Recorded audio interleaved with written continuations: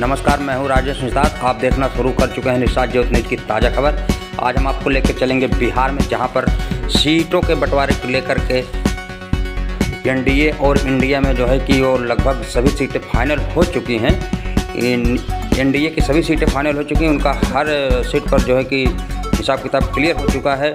India गठबंधन में अब जो है कि मुकेश सहनी के आ जाने से सीटों के बंटवारे में थोड़ा सा जो है कि इधर उधर अब होने की संभावना है। हालांकि मुकेश सहनी वीआईपी के मुखिया हैं, इन्होंने लगभग 5 सीटों की मांग की है इंडिया गठबंधन से। इंडिया गठबंधन के मुख्य रूप से वहाँ पर जो है तेजस्वी यादव, आरजेडी, राजद जो है उनके जो है कि मुखिया हैं। तो यहाँ पर मुकेश सहनी ने कटिहार, मुजफ्फरपुर, खगड़िया, आरा और झारखंड में एक सीट है चतरा, वहाँ पर वो पार्टी का विकास करना चाहते हैं। उस उद्देश्य से चतरा का सीट भी जो है कि मुकेश सहनी को चाहिए इंडिया गठबंधन में। तो इस तरह से ये 4 सीटों को लेकर के जो है कि डील फाइनल होती नज़र आ रही है। तो यहाँ पर देखने वाली सबसे बड़ी बात यह है कि उत्तर प्रदेश में पार्टी का विस्तार जो है कि ये करना चाह रहे थे। उत्तर प्रदेश में भी चाहते थे कि एक सीट मिले।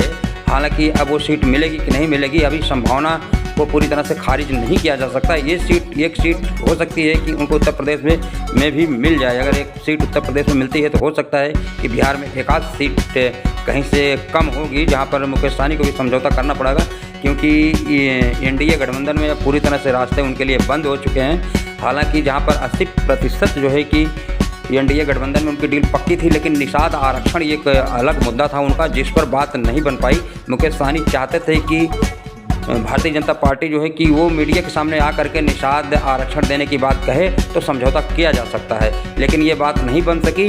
तो इसलिए जो है कि वो एनडीए गठबंधन से अलग अपनी राह को चुनते हुए जो है कि इंडिया गठबंधन में जो है कि वो महागठबंधन में शामिल होते अब नज़र आ रहे हैं, क्योंकि अब समय भी नहीं है। अब नामांकन का दौर भी शुरू हो चुका है पहले चरण के हिसाब से। तो अब जो है कि जल्दी से जल्दी ही फैसला जो है कि मुकेश सहनी करेंगे।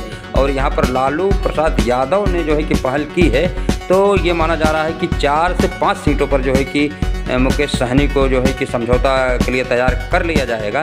तो अब देखिए, यहाँ पर जो है कि एनडीए ने उनको मंत्री पद का भी ऑफर दिया था कि आपको केंद्र में मंत्री बनाया जाएगा, लेकिन उन्होंने कहा हमें मंत्री बनना नहीं है, मैं मंत्री बनने के लिए यहाँ पर नहीं आया हूँ। मैं जिस समाज के हक की लड़ाई लड़ता हूँ उस समाज के हक की लड़ाई लड़ूंगा। अगर आप निषाद आरक्षण की बात को मीडिया के सामने आकर के घोषणा करते हैं तो हम आपके साथ आने के लिए तैयार हैं। हालांकि एनडीए गठबंधन में उनकी बात नहीं बन सकी है। अब दोबारा से जो है